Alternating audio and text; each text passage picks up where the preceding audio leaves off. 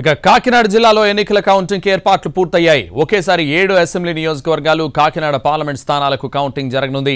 Postal ballot ద్వారా 18,470 మంది vote వేశారు. ఒక్కొక్క నియోజకవర్గానికి 14 టేబుళ్లుంటాయి. పెద్దాపురం 15 రౌండ్లు, తుని 16 రౌండ్లు, కాకినాడ సిటీ, పర్తిపాడు 17 రౌండ్లు, పిఠాపురం 18 రౌండ్లు, కాకినాడ రూరల్లో 19 రౌండ్లలో ఓట్ల లెక్కింపు జరుగుతుంది. కౌంటింగ్ జరగనున్న జేఎన్టీయూ 2 కిలోమీటర్ల పరిధి రెడ్ జోన్గా ప్రకటించారు.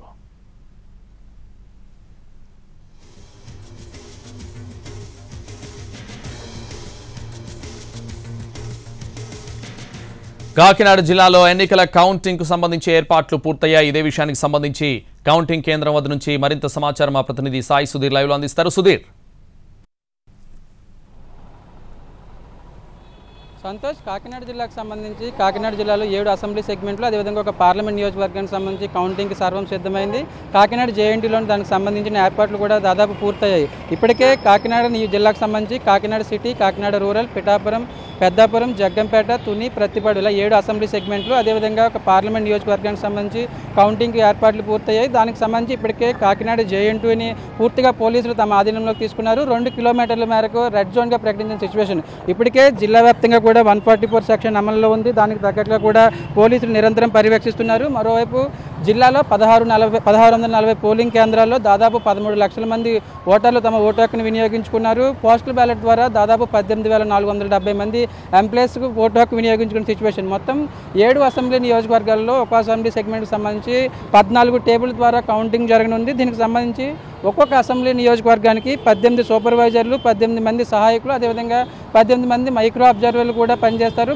మొత్తం జిల్లా వ్యాప్తంగా చూసుకున్నట్లయితే 7 అసెంబ్లీ సెగ్మెంట్లో పెద్దాపురం ఫలితం మొదట వస్తుంది. అదేవిధంగా కాకినాడ రూరల్ అసెంబ్లీ సెగ్మెంట్కి చెందిన ఫలితం చివరిగా వస్తుందని ఇప్పటికే అధికారులు ప్రకటించారు. దానికి తగ్గట్టుగా కూడా రౌండ్స్ డివైడ్ చేశారు. ఎందుకంటే పోలైన ఓట్లు అదేవిధంగా మొత్తం ఓట్లను బట్టి రౌండ్స్ డివైడ్ చేశారు. పెద్దాపురం మొత్తం 15 రౌండ్లు, అదేవిధంగా తుని 16 రౌండ్లు, కాకినాడ సిటీ కావచ్చు అదేవిధంగా ప్రతిపాడు అసెంబ్లీ సెగ్మెంట్లు కావచ్చు 17 రౌండ్లో ఈ కౌంటింగ్ ప్రక్రియ జరగనుంది. రేపు ఉదయం 6 గంటల నుంచి కూడా దీనికి సంబంధించి ప్రాసెస్ జరగనుంది. ఉదయం 8 గంటలకు మొదట పోస్టల్ బ్యాలెట్లు అనేది కౌంట్ చేస్తారు.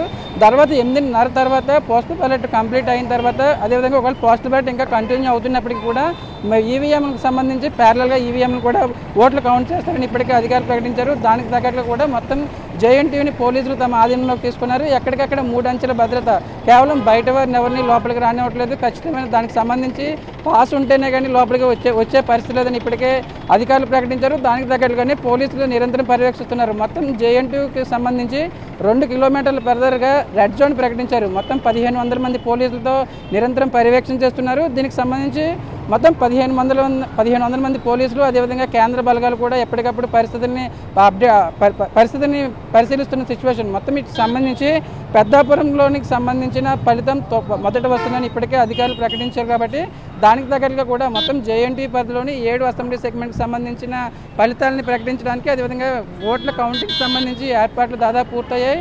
అంటే ఖచ్చితంగా పోలింగ్ రోజు జరిగిన సిచ్యువేషన్స్ కావచ్చు అదేవిధంగా ఘటన సిచ్యువేషన్ సంబంధించి దానికి తగ్గట్లుగానే పూర్తి స్థాయిలో పోలీసులు తమ ఆధీనంలోకి తీసుకున్నారు. కేవలం పాసులు ఉంటేనే మాత్రమే వారిని లోపలికి వచ్చేలా ఏర్పాట్లు చేస్తున్నారు. ఖచ్చితంగా 3 అంచెలు, ఒకవేళ భానుగుడి జంక్షన్ కావచ్చు అదేవిధంగా సర్పవరం జంక్షన్లో పూర్తి స్థాయిలో వారిని పరిశీలించి జేఎన్టీ కౌంటింగ్ కేంద్రం లోపలికి తీసుకెళ్లేలాగా ఏర్పాట్లు చేస్తున్నారు. సంతోష్. Thank you Sudheer.